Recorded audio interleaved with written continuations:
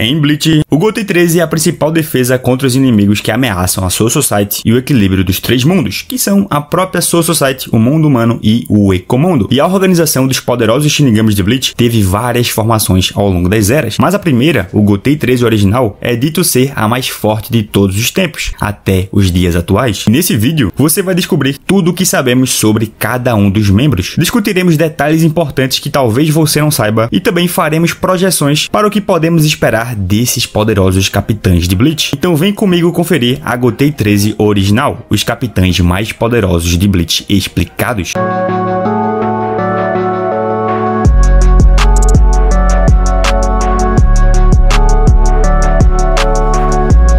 Fala galera, eu sou o Zé dos Animes e se você é novo aqui no canal já se inscreve, tá? Porque aqui falamos muito sobre Bleach, tem Bleach quase todos os dias e de quebra você ganhará uma comunidade saudável para trocar uma ideia sobre o que a gente mais gosta, que são animes e mangás. Porque aqui também temos vídeos de outras obras, como por exemplo Demon Slayer, Black Clover, One Piece e muito mais. Então se inscreve para não perder nenhum vídeo, beleza? E bom, vamos deixar de enrolação e bora pro vídeo. Galera, antes de iniciar esse vídeo de fato, eu preciso anunciar que esse é o primeiro vídeo de uma série de vídeos que eu tô querendo começar aqui no canal, que vai explicar e discutir todas as formações que conhecemos do Gotei 13. Então se você quer que eu continue trazendo as outras formações, eu vou precisar colocar uma meta de views para que eu traga a próxima, beleza? E para trazer o próximo vídeo, esse aqui precisa bater pelo menos 10 mil visualizações, o que é bem fácil. Afinal, vocês já conseguiram passar muitas vezes dessa marca aqui no canal e eu só tenho a agradecer, inclusive. E dito isso, então eu posso contar com vocês, né? Enfim, mas falando do Gotei 13 original, sabemos que foi fundado pelo Yamamoto Genryusai e que de acordo com Yūhabara, o Rei Quincy, a Gotei 13 original eram defensores apenas no nome, porque era composta por vários dos assassinos mais perigosos da Soul Society, e era por causa disso, inclusive, que eles eram uma força a ser temida e capaz de impor ordem, especialmente porque o Yamamoto era um líder impiedoso que faria de tudo para vencer, mesmo que significasse descartar seus subordinados. Em sua busca de impor a ordem, foram eles que protegeram a Soul Society contra a primeira invasão dos Quincy's, há mais de 1000 anos atrás, uma ameaça sem precedentes que colocava em risco o equilíbrio da vida e da morte, uma batalha que foi tão lendária que deu o nome do arco final até o momento do mangá de Bleach, que é a Guerra Sangrenta dos 1000 anos. E claro, é importante comentar que esse período de Bleach é um período meio nebuloso em alguns aspectos, como por exemplo, a gente não sabe a data exata em que o Yamamoto recrutou todos os membros, embora seja de conhecimento que a primeira que ele recrutou foi a Konohana, e que a princípio o Gotei era formado apenas pelos 13 assassinos de elite, e depois foi se formando a organização com vários Shinigamis membros e tudo mais. Outro ponto importante também de se comentar é que, claro, a gente não sabe muito sobre eles de forma oficial ainda. Tudo que temos na maioria dos casos são os visuais, os nomes e a cena de batalha da Guerra Sangrenta dos 1000 anos contra os Quincy's no episódio 7 do novo anime de Bleach, onde ali dá pra tirar algumas coisas bem interessantes. Então assim, em alguns pontos do vídeo, quando eu estiver falando individualmente de cada personagem, vou teorizar algumas coisas, porque todo bom fã de anime gosta de fazer teorias. E para isso eu vou deixar claro que não vou usar o nome deles para teorizar poderes de Zanpakuto ou algo do tipo, porque diferente da maioria dos mangakás, o Kubo geralmente não coloca os poderes dos personagens relacionados com o nome, mas relaciona o nome com suas personalidades em si e coisas do tipo. Mas claro, isso é apenas uma breve introdução e eu vou retornar nesses assuntos mais à frente no vídeo, quando eu estiver falando sobre cada um dos capitães mais poderosos da história do Gotei 13 individualmente, porque antes de dar o pontapé inicial com a primeira divisão, acho interessante comentar essa inspiração que o Gotei 13 possui com os samurais reais do Japão, porque se não me engano, quando os samurais surgiram, eles também eram um grupo de mercenários que servia o Shogun, ou algo do tipo, e só depois foram se tornando mais brandos, mais organizados, escrevendo até mesmo poesias e tudo mais, assim como foi o caminho que o Gotei 13 seguiu ao longo dos 1000 anos de sua existência. E claro, eu não fui a fundo pesquisar sobre isso, tá? Tô falando de forma mais geral pelos meus conhecimentos prévios, então se alguém tiver mais conhecimento sobre isso, deixa nos comentários algo que vai enriquecer demais o nosso debate. E bom, dito tudo isso, agora sim vamos começar, que eu tô muito animado para trocar uma ideia com vocês sobre o Gotei 13 original, os capitães mais poderosos de Bleach explicados. E começando pela primeira divisão, nós temos Yamamoto Genryusai e o Chojiro Sasakibe. E claro, a gente não tem confirmação se o Sasakibe já era o tenente do velho Yama, que na época era o novo Yama, né? Mas enfim, como os dois sempre tiveram essa parceria e o Sasakibe participou da batalha contra os Quincy's, acho digno incluir ele aqui também. também, beleza? Mas enfim, agora falando do cara, o fundador do Gotei 13, aquele que foi atrás dos bandidos para formar o grupo, a estrela da companhia, o Yamamoto Gen Ryusai. E falando daquela época exclusivamente, sabemos que cerca de 2100 anos atrás, o Yamamoto foi o fundador e principal professor da escola Genji, que foi o início da Academia Shinigami. Além disso, o Yamamoto pessoalmente instruiu Kyoraku Shusui e o Kitaki Jushiro, que viriam a se tornar os primeiros alunos da academia que se tornariam capitães. E por isso Yamamoto é bastante orgulhoso dos dois e os via como se fossem seus filhos. E durante o tempo em que o Yamamoto foi instrutor, Chojuro Sasakibe rotineiramente o visitava, sempre se referindo a ele como Eijei Sai Dono, uma referência à grande cicatriz em sua testa, apesar de saber que isso o irritava. E durante uma de suas visitas, disse ao Yamamoto que ele desejava ser seu braço direito e compensar qualquer coisa que o Yamamoto não pudesse fazer. E quando o Yamamoto lhe disse para se tornar o seu discípulo, ele recusou, o que levou ao pedido do Yamamoto, em que ele desafiou o Sasakibe a derrotá-lo com a sua Bankai. E embora ele não tenha conseguido derrotá-lo, ele deixou uma cicatriz permanente na testa do velho, cruzando assim sua cicatriz anterior. E por causa disso, outros começaram a se referir a ele por um nome diferente, devido à nova cicatriz. Mas o Chojuro se recusou a usar esse novo nome. E como resultado disso, o Yamamoto decidiu chamar-se de Gen Ryusai. E além disso, aproximadamente 1000 anos atrás, o Yamamoto fundou o Gotei 13 e também se tornou o primeiro capitão comandante. E durante esse tempo, como eu já falei anteriormente, ele procurou a Yashiro Unohana, a criminosa mais diabólica da Soul Society, uma mestre da espada, para se juntar ao grupo como um dos capitães fundadores. Na mesma época, ele lutou contra o Yurabara ao lado dos capitães originais e do Sasakibe naquela época, que viria a dar o nome ao arco final, até então do mangá de Bleach, a Guerra Sangrenta dos 1000 Anos. E nela, mataram vários quinces do exército inimigo, entre eles nomes importantes do passado, como os Zedrites, o Ubert e o Argolar. Além disso, vimos que o Yamamoto não foi capaz de matar Yurabara, embora o tenha derrotado, como vimos na cena do anime. E aqui tenho 3 assuntos que acho que vale a pena comentar. 1. O Yurabara provavelmente não estava usando ou não podia usar o All Might na época. E alguns indícios disso são o seguinte: nas cenas da batalha do anime e do mangá, em nenhum momento ele aparece com 2 ou 3 íris nos olhos, que é algo que mostra que o poder está ativo. Na batalha do Yamamoto contra o Roiden, que estava transformado no Yurabara, quando a espada do Quincy é vaporizada pelo manto de fogo do comandante, o Valiyama diz que sem a espada dele, o Yurabara só tinha suas flechas. E eu não acredito que ele comentaria isso se soubesse da existência do All Might. Afinal, a habilidade é o maior poder de Bleach. E por último, na luta do Yurabara contra o líder da Divisão Zero, o Ichibei, quando o rei desperta o poder dos seus olhos, o monge se mostra surpreso e comenta algo como se nunca tivesse ouvido falar daquele poder sendo usado pelo rei Quincy. 2. Como o Yurabara conseguiu sobreviver à batalha? Porque a gente viu que após o mito do Sasakibe atravessar a sua Shikai pelas costas do rei Quincy, o Yamamoto usando sua Bankai acerta um golpe de frente e muito próximo ao inimigo, e a gente viu do que a Bankai dele é capaz. Afinal, é a Bankai mais poderosa que conhecemos em Bleach. Então eu fico bastante curioso em saber como ele sobreviveu àquele ataque. E 3. A Bankai do Yamamoto era realmente diferente dos tempos atuais de Bleach. E como o mesmo fala, ela ficou diferente após 1000 anos, e até mesmo possuía habilidades que o Roid, que estava com as memórias do Yurabara, não conhecia, como por exemplo o Exército de Mortos ou a capacidade de tornar o manto de fogo visível apenas para quem ele quiser. Algo que me faz pensar que ao longo dos anos o velho Yama tenha atingido sim a sua verdadeira Bankai. Mas falando dela no passado, vimos que a espada fica rodeada de chamas e o manto de fogo fica visível. Manto esse que virou um quadro que ficou no quarto do velho e o fez ser conhecido como um monstro que apareceu para ajudar a Soul Society. E assim como o Yurabara Falso comenta, a Zanka no Tachi era uma espada que espalhava o fogo quando cortava os inimigos. Por isso penso que essa tamanha diferença pode significar sim que o velho Yama atingiu a verdadeira Bankai. Mas enfim, se você quiser saber mais detalhes sobre a Zanpakuto do Shinigami puro mais poderoso da história do Gotei 13, eu vou deixar o link do vídeo onde detalho tudo sobre ela na descrição. Porque agora comentando sobre o cara que ninguém dava nada, mas que entregou tudo, pelo menos no passado, foi o Sasakibe, e me fez ficar com profunda raiva do Kubo por não explorar mais o personagem no tempo atual da história, porque seria muito foda ver o tenente da primeira divisão macetando os Quincy's com a sua Bankai. Mas enfim, desabafo feito. Sobre ele, sabemos que o Yamamoto comentou com ele 2000 anos atrás que a sua Bankai era como de uma criança, algo que o mesmo concordou e disse que passaria sua vida aprimorando para ser útil ao Yamamoto. E aproximadamente 1000 anos antes da sua morte, o Chojuro lutou ao lado de Yamamoto e dos primeiros 13 capitães do Gotei contra o Yurabara e o seu exército Quincy. E durante a batalha, como já comentei anteriormente, o Chojuro Sasakibe conseguiu esfaquear o Yurabara por trás, depois de se esconder na pilha de cadáveres em que estava, concedendo assim a Yamamoto uma abertura para atacar o Yurabara com a sua Bankai. Sakai. Ou seja, o velho Yama não derrotou o Rei Quincy sozinho, né? Mas, enfim, sem polêmicas. Apenas um comentário, porque agora seguiremos para as próximas divisões. E na segunda divisão, nós temos Shihoin Shika, o único que faz parte de uma família nobre nessa primeira formação. Algo que colocou a teoria de muita gente de como seria o Gotei 13 original por água abaixo. Porque pensavam que haveria membros das 5 famílias nobres nela. E esse que vos fala estava incluso. Inclusive, quando eu fiz uma teoria sobre ela aqui no canal, dos Shinigamis que não conhecemos, acertei apenas que teria um Shihoin, porque coloquei alguns membros da divisão 0, algo que eu vou falar mais à frente no vídeo, quando estiver falando de outras divisões. Mas enfim, sobre o Shika, de forma oficial, sabemos apenas a sua aparência, seu nome e um pouco do estilo de luta dele, que vimos em sua rápida aparição no episódio 7 de Bleach. E assim como todos os membros já mostrados do clã Shihoin, ele era um homem jovem com pele morena e olhos dourados. Diferente da Yoruichi e do Yoshiro, ele tinha cabelos brancos desgrenhados com franja cobrindo sua testa, algo que pode indicar sua rebeldia em relação ao seu clã, porque ele pode ter descolorido seu cabelo para renegar a sua nobreza para fazer parte do grupo que só tinha bandidos, algo que me fez pensar em 2 cenários do porquê apenas um nobre faz parte do grupo.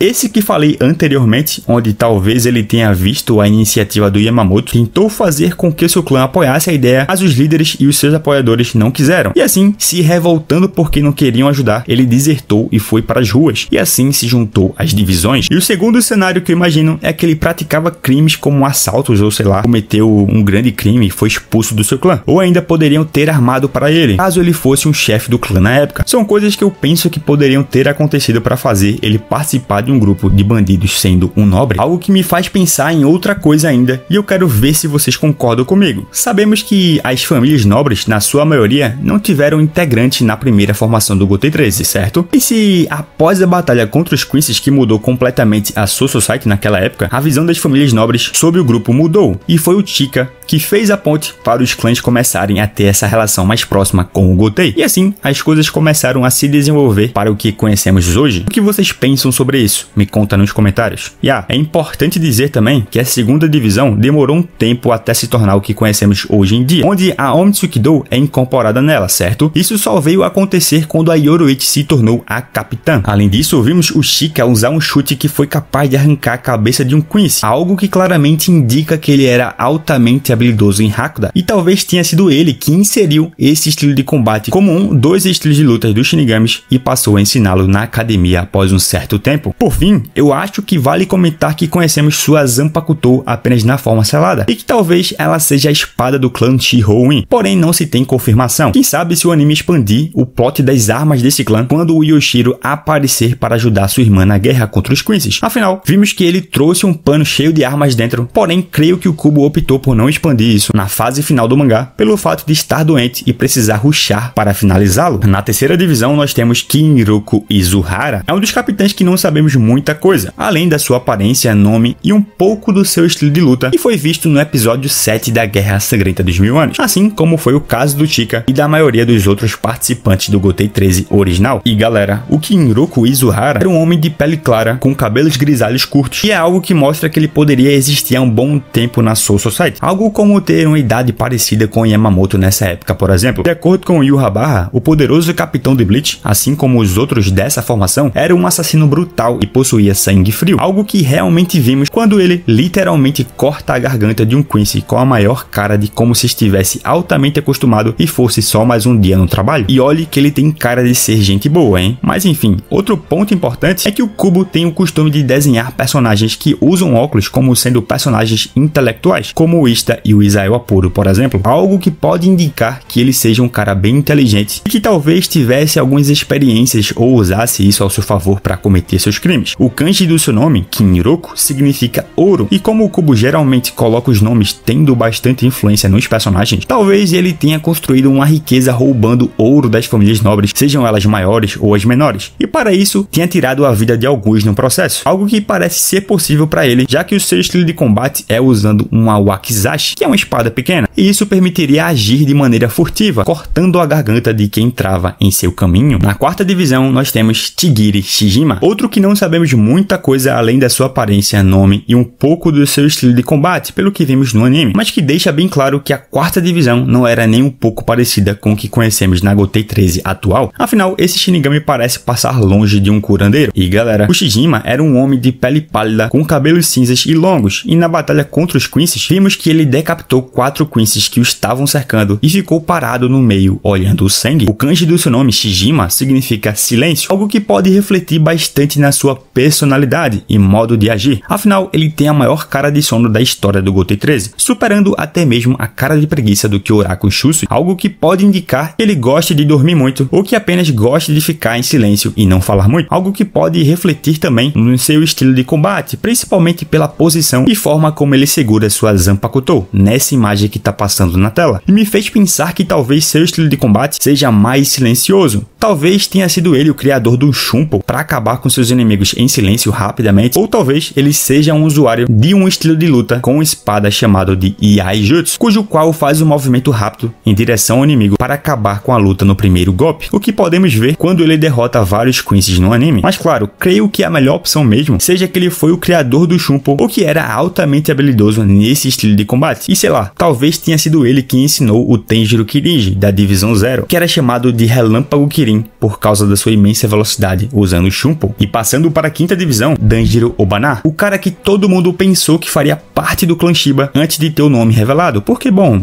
ele parece muito com o Shiba. Você olha para ele e claramente vê o pai do Ichigo ou o Ganjo ou até mesmo o próprio Ichigo, principalmente pelo aparente jeito de ser, já que um dos significados para o kanji do seu nome significa algo como criança ou infância, o que pode sugerir que ele possui uma personalidade mais infantil ou animada ao ponto dele ser sempre o ponto de descontração do grupo, o famoso amigo que chama pra beber. E galera, claramente eu não consigo imaginar como esse cara era um bandido, mas como quem vê cara não vê coração, provavelmente ele era um dos piores, mas em primeiro momento não consigo imaginar o tipo de crime que ele poderia cometer. Dito isso, sabemos como é a sua aparência, onde ele é um cara alto com cabelos e olhos castanhos, usa manoplas azuis nos antebraços e aparentemente, pelo que vimos no anime, ele luta com a sua Zanpakutou com a pegada invertida no cabo, e é realmente uma pena não sabermos muita coisa sobre ele, até mesmo para discutir ou teorizar. Mas sabe algo que você consegue fazer? Deixar o like, porque com o like o YouTube entende que você tá gostando do vídeo e recomendará ele para mais pessoas assistirem, o que vai ajudar demais no meu trabalho. Mas enfim, recado dado, agora vamos para uma das capitãs mais queridas pelo fandom dessa formação, a 6ª divisão Furufushi Saito. E claramente, algo que todo mundo percebeu é que ela parece muito com a Fullbringer Hiruka do Kugamine. Sério, elas são iguais praticamente. Se você colocar um tapa-olho na Hiruka, talvez você até mesmo confunda com a Saito, o que fez muita gente teorizar que poderia ter uma ligação entre as duas, principalmente porque os kanjis do nome da Furufushi significarem algo relacionado à imortalidade, onde as partes do seu nome que tem Fu significa algo como não, o Ro significa envelhece e o Chi significa morre, o que se a gente traduzir fica algo como não envelhece e não morre, algo que talvez signifique que ela tenha alguma relação especial com o ciclo de vida e morte, ou até mesmo que talvez ela não tenha morrido e tenha ido viver no mundo humano, porque se cansou de batalhar após anos e anos agindo como bandida e como a capitã do Gotei 13. E aí, talvez a Hiruka seja uma descendente dela ou algo do tipo. Enfim, viagem minha? Talvez, mas seria algo bem diferente de se trabalhar entre os capitães. E galera, outro ponto ainda é que isso pode mostrar mais da personalidade dela também, onde ela pode ter uma personalidade parecida com a da Toga de My Hero Academia, por exemplo, uma personalidade infantil que nunca amadurece e por essa imaturidade tenha desenvolvido um comportamento obsessivo em relação a quem ela gosta, e isso eventualmente tenha levado ela a ser uma bandida ou algo do tipo. Mas claro, falando do que sabemos dela de fato, sua aparência já sabemos, sua Zanpakutou foi uma das que teve mais destaque em sua forma selada, tendo um Matsuba em forma de estrela de 6 pontas e possui uma lâmina com um brilho rosado. Além disso, vemos ela pulando e rindo enquanto derrubava Quincy's na batalha de 1000 anos atrás. Porém, é tudo o que sabemos. Na 7ª divisão, Nobutsuna Shigio, o membro que de longe tem um dos melhores designs na minha opinião, e um dos que também tem coisas interessantes para se debater. Afinal, sua aparência é bem intrigante e parece a de alguém que tá doente ou que foi envenenado ou ainda que recebeu alguma maldição. E galera, em termos de combate, não vimos muito algo diferente dele no episódio 7 de Bleach. Apenas vimos ele rindo com o sangue do inimigo voando perto do seu rosto, mas a imagem liberada pelo cubo pode indicar que ele possuía algum poder relacionado a veneno ou algo do tipo, já que ele possuía aquelas névoas roxas em seu entorno, que é característica de poderes venenosos em mangás do tipo shonen, sem contar ainda que o seu nome, Shigio, pode significar larva, o que pode indicar alguma ligação dele com insetos venenosos ou algo do tipo. Na 8ª divisão, nós temos Batsunsai Katori, que também é uma das preferidas por muitos, por dois grandes motivos.